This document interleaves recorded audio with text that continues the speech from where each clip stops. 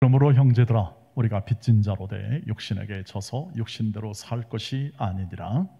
너희가 육신대로 살면 반드시 죽을 것이로되 영으로서 몸의 행실을 죽이면 살리니, 무릇 하나님의 영으로 인도함을 받는 사람은 곧 하나님의 아들이라. 너희는 다시 무서워하는 종의 영을 받지 아니하고 양자의 영을 받았으므로 우리가 아빠 아버지라고 부르짖느니라.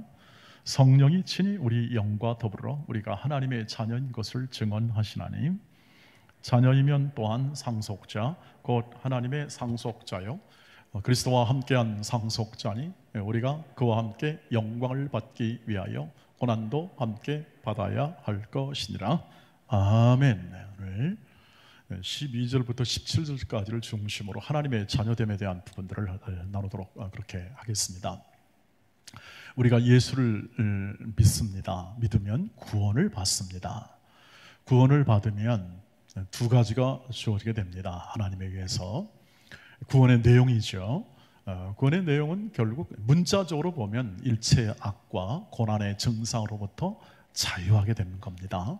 이것이 우리 문자적으로 설명하는 구원의 핵심입니다. 일체의 모든 고난과 죄악의 증상으로부터 해방되는 것, 자유케 되는 거죠. 이것을 죄와 사망의 법에서 자유케 되었다, 이렇게 설명을 합니다.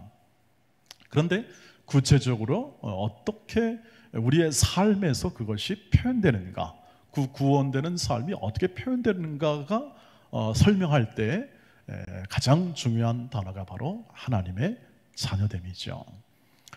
그것을 만드시고 그 하나님의 자녀됨을 이루시고 그리고 그 하나님의 자녀됨을 구체화, 즉 우리의 삶에서 구체화하는 것이 바로 구원의 확신한 사람들이 갖는 삶, 구원받은 삶의 내용이 되겠습니다. 여러분이 아시다시피 이 모든 것은 성령께서 다스리시고 성령께서 이루신다는 것을 누누이 지금 말씀 가운데 우리가 배워왔고, 오늘은 그 성령의 일하심의 극치라고 할 수 있겠습니다. 가장 크고 우리의 삶 가운데 가장 크고 놀라운 일에 대한 그 표현이 바로 하나님의 자녀됨이다, 이렇게 얘기할 수가 있겠습니다. 그래서 우리가 예수를 믿게 되면 구원을 얻는다고 하는데, 그 구원의 것을 직접 구체화시키는 분이 성령이라고 했는데 어떻게 성령께서 그것을 하실까요?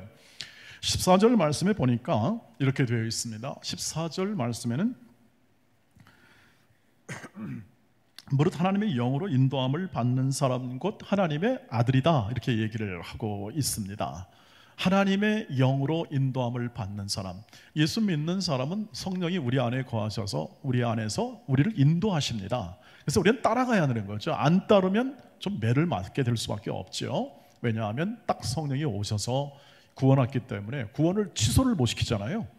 절대 못 지킵니다. 구원을 취소할 사람도 없고 그 능력 있는 어떤 적재적인 환경과 세력이 없고, 성령께서 끌고 가시고 인도하시기 때문에 그것을 취소할 수가 없습니다. 그래서 성령을 따라야만 합니다. 그래서 성령을 따르는 수밖에 없는 그러한 운명이라고 말씀을 드렸고, 그 운명을 가진 사람이 바로 하나님의 아들들이다, 이렇게 오늘 설명을 하는 거죠. 영을 따르는 자는 다 하나님의 아들들이다. 그러면서 15절 16절 말씀을 같이 읽어보겠습니다. 시작. 너희는 다시 무서워하는 종의 영을 받지 아니하고 양자의 영을 받았으므로 우리가 아빠 아버지라고 부르짖나니라. 성령이 친히 우리 영과 더불어 우리가 하나님의 자녀인 것을 증언하시나니. 성령께서 친히 우리가 하나님의 자녀인 것을 증언하십니다. 확증해 주시고 그것을 깨우치시고 그 삶대로 살아가도록 계속 우리를 이끄시고 인도하신다는 뜻이죠. 저와 여러분의 인생을 그렇게 인도하신다는 뜻입니다. 우리가 하나님의 자녀들이니까요. 그런데 오늘 보시면 아빠 아버지라고 부른다, 아빠 아버지라고 부르짖게 만든다 하는 거죠. 부르짖을 때는 뭔가 각오가 대단해야 되지 않겠습니까? 절박하고 절실할 때, 뭔가 요청이 극에 달했을 때 부르짖게 마련이죠. 자, 그랬을 때 아빠 아버지라고 부르짖습니다. 이 말의 뜻은 이런 의미를 담고 있습니다. 누구나 이게 아빠, 아버지라고 부를 수 있는 게 당연히 부모와 자녀의 관계이고, 특별히 부자와 관계가 아빠, 아버지로 부를 수 있는 거죠. 그런데 유대인들의 입장에서는, 이 말씀을 받는 유대인들의 입장에서는요, 하나님에 대하여 이 아빠라는 것은 굉장히 친밀한 단어인데 아빠로 부를 수가 없었습니다. 왜냐하면 하나님의 그 거룩하심과 어미하심과 그 능력과 지혜가 출중하시고 창조주 하나님이신데, 어떻게 피조물인 인간이 어떻게 그렇게 친밀하게 이렇게 말을 할 수 있을까? 그건 불가능하다. 그래서 다른 표현을 썼습니다. 아도나이, 이렇게 하나님의 이름을 직접 부르지를 못했습니다. 그런데 어떻게 아빠라는 친밀한 단어로 그걸 사용할 수가 있겠습니까? 여러분 아시다시피 우리 아이들이 표현할 때 아빠라고 그러죠. 그것은 전적인 아빠를 의지할 때 쓰는 표현입니다. 의지하고 있다. 그 다음에 친밀한 관계죠. 이 세상에서 나눌 수 없는 친밀한 관계가 바로 그 아빠라는 단어에 있는 거죠.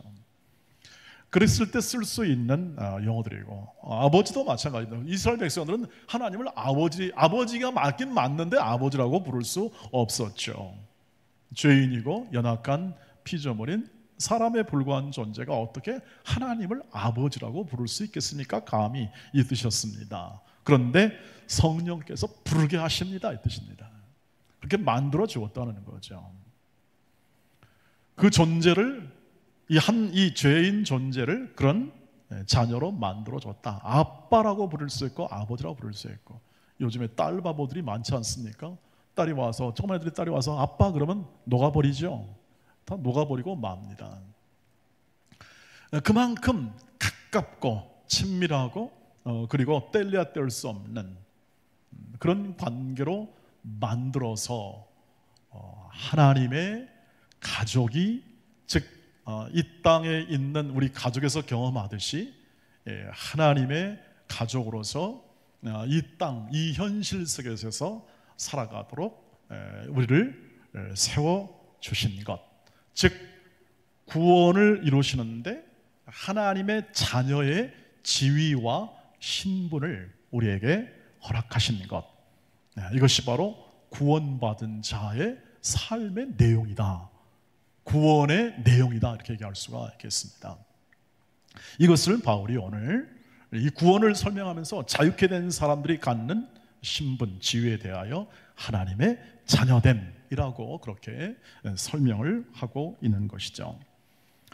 이것은 이 내용을 담고 있습니다. 즉 그냥 성령이 하셨기 때문에 그냥 어떻게 얼렁뚱땅 딱 된 게 아니라 이것은 굉장한 이 안에 담긴 하나님의 큰 뜻 안에서 이 자녀가 되었다는 사실을, 가족이 되었다는 사실을 히브리서 2장 11절로 13절 말씀에서 그대로 우리에게 증언해주고 있죠. 같이 읽겠습니다. 시작. 거룩하게 하시는 이와 거룩하게 함을 입은 자들이 다 한 근원에서 난지라. 여기서 한번 정리를 해보죠. 거룩하게 하시는 이는 예수님이시고 하나님이십니다. 그 다음에 거룩하게 함을 입은 자들은 우리들을 말합니다.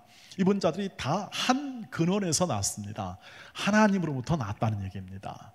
그러므로 형제라 부르기를 부끄러워하지 아니했습니다. 예수님이 우리를 형제다, 내 형제도 내 자매다라고 부르는 것을 부끄러워하지 않았다. 이 뜻은 뭐냐면 그 마음 가운데 기쁜 마음으로 우리와 우리 모든 믿음의 우리의 지체들을 형제와 자매 삼아 주었다. 예수님이 직접 삼아 주었다. 즉 그래서 예수께서 십자가에서 하신 일과 그리고 그분이 하신 모든 우리를 위하여 하신 일은 전부 다 이 구원을 위한 것인데 바로 우리를 하나님의 자녀 삼으시고 한 형제와 자매로 삼으시기 위하여 그 모든 일을 행하셨다는 것을 우리가 확인할 수가 있는 것이죠. 그래서 이 가족됨, 우리를 형제라 부르기를 부끄러워하지 않았던 이 예수님의 이 뜻과 의도와 이 목적은 곧 하나님의 목적이었기 때문에 이것을 통하여 우리를 이 땅을 살아가면서 이 가족관계라는 이 틀을 가지고 살게 하시면서 구원을 누리게 하기 위함이었다는 것을 우리가 확인할 수가 있습니다. 가족관계를 만든 것. 그래서 오늘 말씀을 보면 이렇게 되어 있습니다. 말씀해 보시면 양자의 영이라는 말이 나옵니다. 성령께서 우리가 무서워하는 종의 이 영으로 우리를 인도하는 것이 아니라 양자의 영을 받았다고 말하죠. 성령은 양자의 영인데 양자라는 것은 입양의 개념입니다. 즉 전혀 연고가 없는 다른 사람을 내 혈육으로 받아들이는 것이 입양이 아니겠습니까? 그것을 통해서 한 가족으로 대우하고 그 사람에 대해서 가족으로 세워내는 것이죠. 이것이 바로 성령이 하시는 일이고, 그리고 또 우리의 구원받은 후에 신분이 된다고 하는 사실을 알려주는 거죠. 그래서 여러분, 이 가족관계가 얼마나 좋은 것인가를 알기 때문에 지금도 이 사회에서요, 점점 이 가족관계 호칭으로 여러분 다 바뀌고 있죠. 이 드라마를 보시기도 그렇고, 이런 어떤 이 엔터테인먼트에 나오는 모든 이 오락 프로그램도 전부 다 형, 오빠 이런 식으로 나갑니다. 다. 왜냐하면 그게 가장 좋은 관계라는 걸 알기 때문에 그렇죠. 각박하고 경쟁이 심한 사회에서 믿을 건 가족밖에 없다는 사실을 확인하는 거죠. 그래서 잘 안 될 것 같지만 그래도 그렇게 해보자고 열심히 형, 오빠, 누나, 가족 하면서 이렇게 열심히 하고 있는 것을 여러분이 보시지 않습니까? 그들이 언제 봤다고 가족입니까? 여러분, 언제 봤다고 가족이나. 그러나 또 세월이 가면서 정도 쌓이고 또 같이 고생하면서 서로 가족관계를 이루면서 그렇게 호칭을 하는 것 같습니다.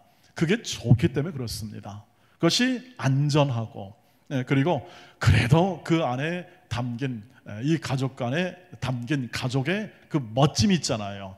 사랑의 관계, 이런 관계들을 조금 맛보길 원해서 그렇게 하고 있는 것을 볼 수가 있습니다. 맞습니다. 가족은 이해와 조건, 어떤 능력으로 맺어진 관계가 아니라 가족은 사랑으로 맺어졌죠. 가족은 사랑의 기반입니다. 그래서 기본적으로 사랑을 통하여 생명이 나오고, 두 사람의 이 남과 여의 사랑을 통해서 생명이 나오게 되기도 하고, 그 사랑을 기반으로 모든 자녀 양육이 이루어지게 되고, 부부도 사랑과 순종, 같은 말입니다. 사실은 같은 말인데 사랑으로서 열매 맺게 되고, 그 모든 것은 사랑으로 인하여 손해를 보아도 가족을 위하고, 자기가 힘들어도 가족을 위해 애쓰는 것, 이것이 바로 그 안에 담긴 사랑이 기초가 되기 때문에 그렇습니다.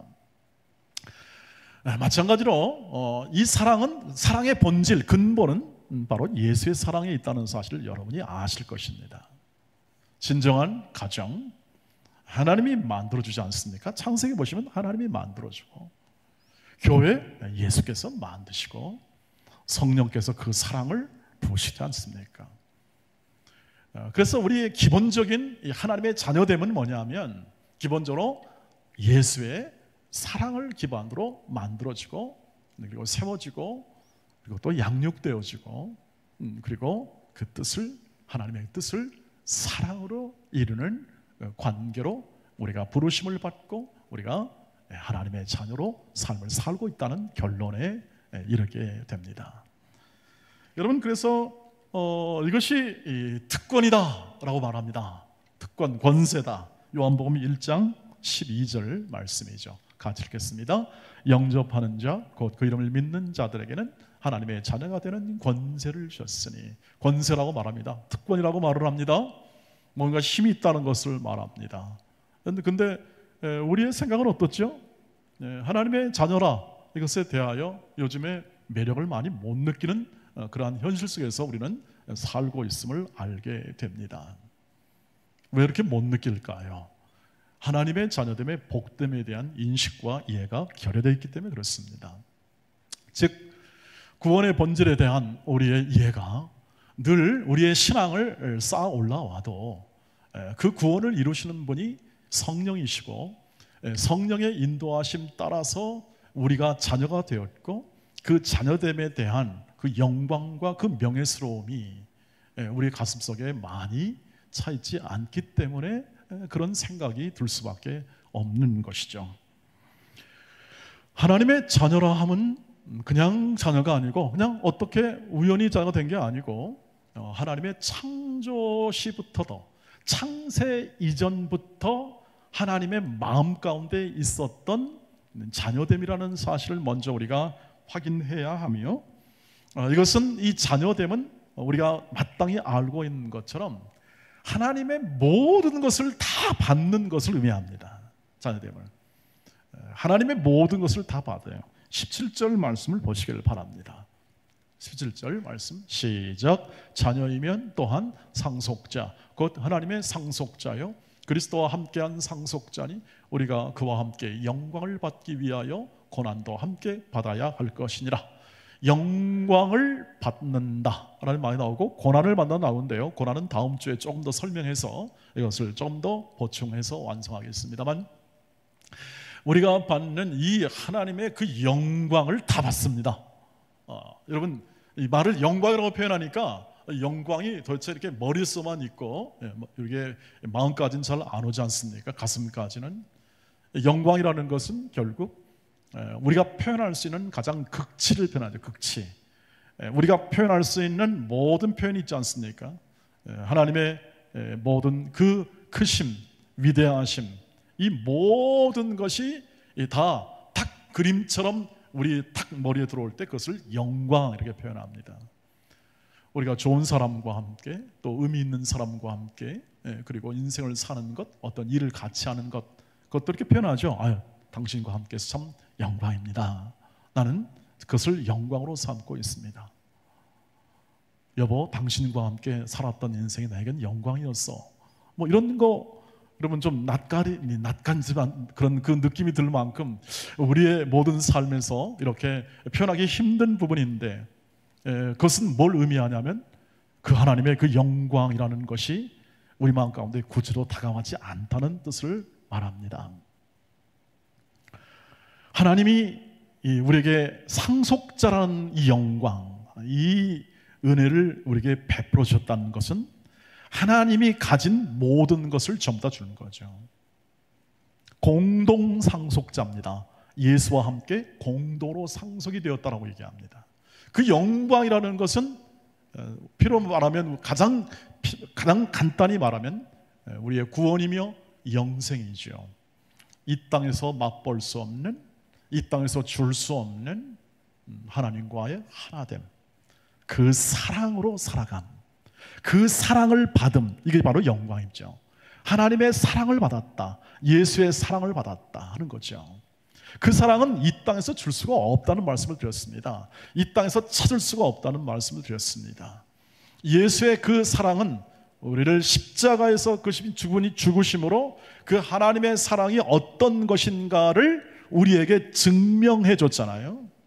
그 십자가의 사랑을 통해서 분명하게 이 역사의 현장 속에서 우리에게 눈으로 볼 수 있고 만질 수 있도록 우리에게 허락된 것이 바로 그 사랑이지 않습니까?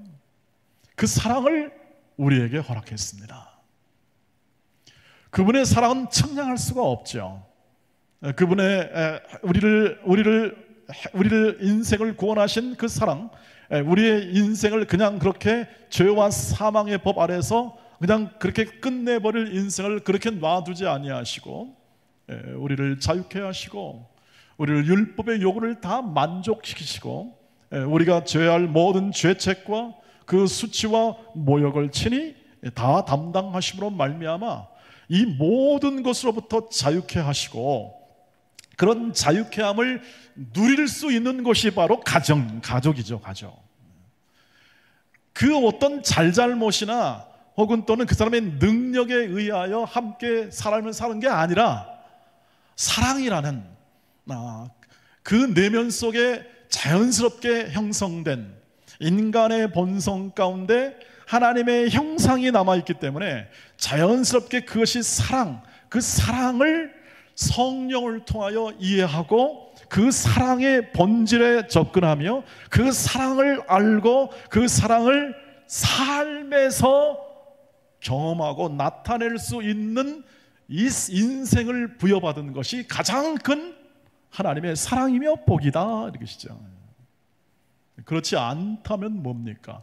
다 육신대로 사는 겁니다. 전부 다 육신대로 살아서 다 자기의 모든 치장과 변명에 불과한 하나님 앞에서의 말입니다. 그 삶을 살고 그렇게 살았던 것, 잘 살았다 애써 위안하며 살아갈 그 삶을 살 수밖에 없었습니다. 그러나 거기에 놔두지 아니하시고 우리의 인생을 구원하신 것입니다. 자유케 하신 것입니다. 그런 대로 살지 말라고 하시는 것입니다.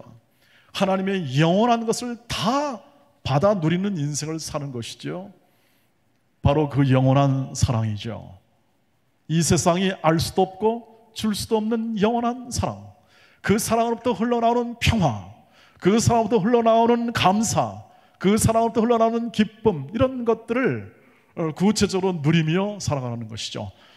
우리의 모든 경쟁과 폭력과 전쟁과 아픔과 상처와 고난, 그 모든 것을 어쩔 수 없는 운명으로 받아들이고 살아가야 할 그 인생 가운데 우리를 예수의 사랑을 알게 하신 것이죠. 가족이라는 것은 그것이죠. 하나님의 자녀라는 것은 그것입니다. 예수의 사랑을 안 자들이라는 것이죠. 그러니 그 인생이 얼마나 복된 인생입니까? 그 인생이 얼마나 좋은 인생입니까? 그것을 성령이 날마다 오늘도 그래서 증언하시고, 그리고 또 내일도 모레도 그 삶을 살도록 할 겁니다. 그래서 그것을 깨달았던 성도들이 나오는 찬송이 435장입니다. 나의 영원하신 기업 생명보다 귀하다. 나의 갈 길 다가도록 나와 동행하소서. 찬송은 우리의 신앙의 고백이죠. 곡조 있는 기도가 바로 이 찬송 아니겠습니까? 그래서 주께로 가까이 갈 수밖에 없는 우리의 모든 삶의 간절함이 바로 내게 주신 이 생명, 내 생명보다 귀한 기업, 유산 아니겠습니까? 상속이라는 개념이죠. 이것을 받았기 때문에 그렇습니다. 이것을 확인하는 거죠. 확인이 안 되면 우리는 계속해서 또 그만큼 마음 가운데 또 불안함과 또 이것이 또 어떻게 될 것인가에 대한 확신이 없이 또 계속 또 시간을 보내야 한다고 하는 것입니다. 하나님은 자녀를 삼으시되 그냥 그렇게 삼으지 않다. 사랑을 주었다는 것은 그 하나님의 마음 가운데 분명한 기대와 소망, 앞으로의 목적을 가지고 있다는 것을 얘기하죠. 그것을 에베소서 1장 5절 6절에서 분명하게 얘기합니다. 오늘 이 말씀을 마음에 잘 새겨 주시기를 바랍니다. 같이 읽겠습니다. 그 기쁘신 뜻대로 우리를 예정하사 예수 그리스도로 말미암아 자기의 아들들이 되게 하셨으니, 6절, 이는 그가 사랑하시는 자 안에서 우리에게 거저 주시는 바 그의 은혜의 영광을 찬송하게 하려는 것이라. 아멘. 하나님의 영광을 찬송한답니다. 그 사랑의 극치가 영광이죠. 사랑의 극치가 영광인데 그 사랑의 극치를 맛보게 하신다는 겁니다. 멋지지 않습니까, 여러분? 하나님의 사랑을 이 땅에서 맛보게 하신답니다. 그리고 그 사랑으로 살게 하신답니다. 그래서 사랑하는 법을 알게 되는 겁니다. 예수로 사랑하는 법을 알게 되고, 그리고 그 삶을 살게 되는 겁니다. 저와 여러분이 교회에 와서 확인할 것은 이겁니다. 일하고 열심히 봉사하고 섬겨서 확인할 것은 내가 예수 그리스도의 사랑을 알고 그 사랑 가운데 섬기고 나누고 있느냐를 확인하는 것입니다. 사랑이 없으면 아무것도 아니잖아요. 아무리 불같이 일하고 뭐 주장하고 뭐하고 열심히 뭐 해도 그건 아무것도 아닙니다. 사랑이 없으면 우리는 꽹과리에 불과하다는 거죠. 그것을 알면 어떻습니까? 변하지 않을 수 없다는 거죠. 알면 어떻게 합니까? Amazing Grace, 하나님의 은혜를 찬양하지 않을 수 없다는 거죠. 알기까지 우리는 또 고생하게 되는 겁니다.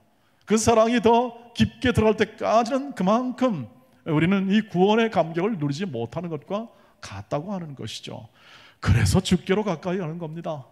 그 주의 사랑이 그립고 그의 사랑을 알고 싶습니다. 남아있는 시간과 우리의 남아있는 인생의 시간들은 유한하고 우리는 언제든지 60 이상만 되면 걱정, 뭐입니까? 건강 아니겠습니까? 언제나 걱정이죠. 특별히 이 코로나19는 우리 모두를 죽음으로 인도했습니다. 우리 모두를 전부 다 죽음의 문턱까지 전부 다 생각하게 만듭니다. 언제든지 우리도 이 코로나19라는 전염병 때문에 문제가 될 수 있다는 이 각성을 우리는 전부 다 듣고 생각을 해야 했던 것입니다. 사랑하는 우리 동네 가족 여러분, 우리만 아니라 전 세계 모든 사람이 동일한 문턱까지 가지 않습니까? 그래서 진지하게 살아야 하고 삶을 의미 있게 살아야 할 그러한 각성이 이 모든 백성들 앞에 다 주어지게 되었지 않습니까? 거기 앞에 오늘 하나님의 말씀은 너희 내 자녀들이다. 그러므로 12절 말씀을 함께 봅시다. 12절 말씀 이렇게 됩니다. 그러므로 형제들아, 우리가 빚진 자로 돼 육신에게 져서 육신대로 살 것이 아니다. 내 뜻대로 내 마음대로 살 것이 아니다. 하나님 아버지는 영원한 사랑으로 우리를 이끄사 우리의 모든 삶 속에 하나님의 영광을 찬송한 존재로, 하나님의 그 위대함을 찬송하는 존재로, 아니까 찬송하지 않습니까? 그 말은 우리를 경험시키겠다는 겁니다. 우리 인생을 그렇게 만드시겠다는 겁니다. 알아야 찬송하죠. 깨달을 거 그것에 감사해야 찬송하게 되죠. 하나님은 억지로 하는 분이 절대 아니십니다. 우리 인생은 그래서 은혜라고 하는 겁니다. 저와 여러분의 인생이 이 자리에 앉아 있는 것이 은혜요 위대하다는 것입니다. 하나님의 사랑, 하나님의 위대함이, 하나님의 그 영광이 깃들여야만 찬송할 수 있기 때문에 그렇습니다. 작은 입이라 할지라도, 작은 마음이라 할지라도 그것을 깨닫고 그 수금을 찬송할 수 있고 찬양할 수 있는 그 사랑에 잇대어 사는 삶이야말로 여러분의 영광이며 하나님께서 의도하신 영광의 자녀의 자리가 될 줄 믿습니다. 거기에는 불안함이 없습니다. 사랑은 불안함을 내쫓고요. 거기에는 자기 자랑이 없습니다. 오직 은혜만이 자리 잡아 놀라울 뿐입니다. 저와 여러분을 향한 하나님의 자녀의 위치, 신분은 바로 그것을 의미하고 있습니다. 신앙의 모든 과정 속에서 이것을 확인하는 것이 여러분의 신앙의 중심이 되셔야 합니다. 일과 섬김과 봉사와 우리의 헌신은 이로부터 나오는 감사합니다. 그리고 아무것도 보상으로 여기지 않습니다. 신앙으로 살았던 삶의 보상이 아니라 은혜로 주신 것들에 대한 감사로 이루어지는 것이고, 우리의 삶의 모든 터전도 마찬가지입니다. 주신 기업, 주신 모든 삶의 일터, 직장, 일자리, 어느 것 하나 하나님의 사랑이 깃들이지 않은 곳이 없지요. 더구나 여러분의 가정은 바로 이 사랑을 구체화시키는, 우리의 이 현실의 삶 가운데서 구체화시키는 하나님의 인도와 섭리와 사랑과 은혜가 깃들인 곳이라.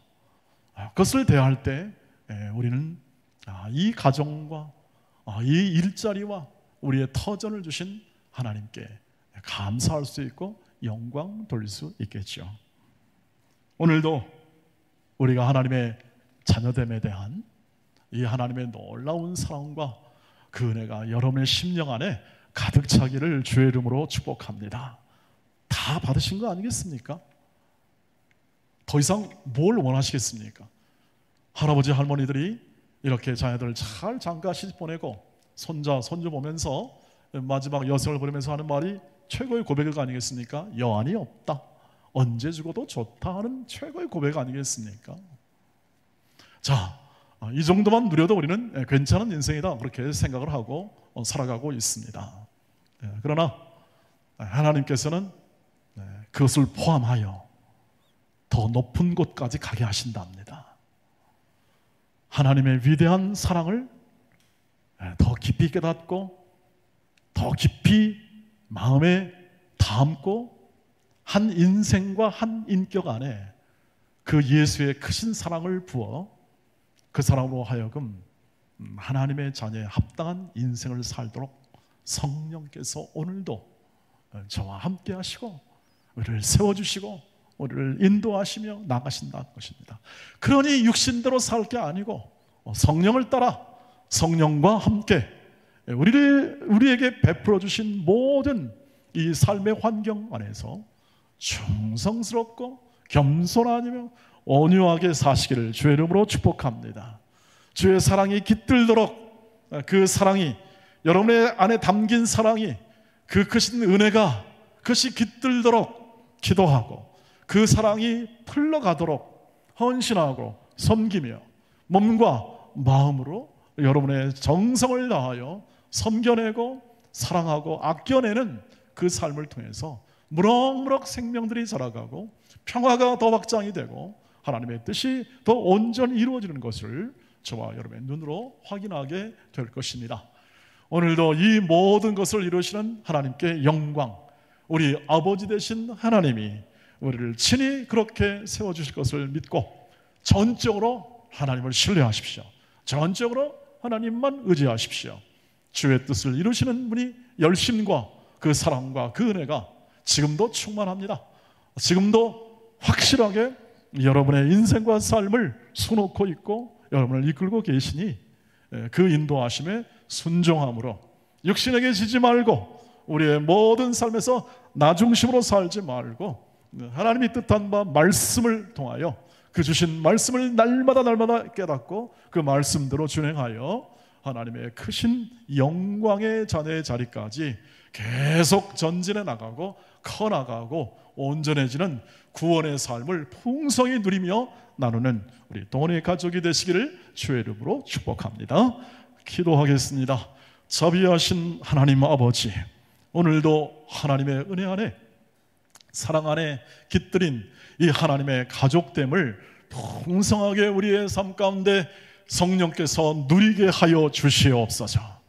생명보다 더 귀한 이 기업 하나님의 구원의 유산을 풍성하게 맛보며 살아가게 하시되 하나님의 자녀답게 하나님의 자녀로서의 인생을 충만하게 가정과 일터와 모든 교회와 삶의 현장 속에서 살아가도록 힘주시고 지혜를 주시옵소서. 예수님의 이름으로 기도하옵나이다. 아멘. 찬송하며 봉헌하도록 하겠습니다.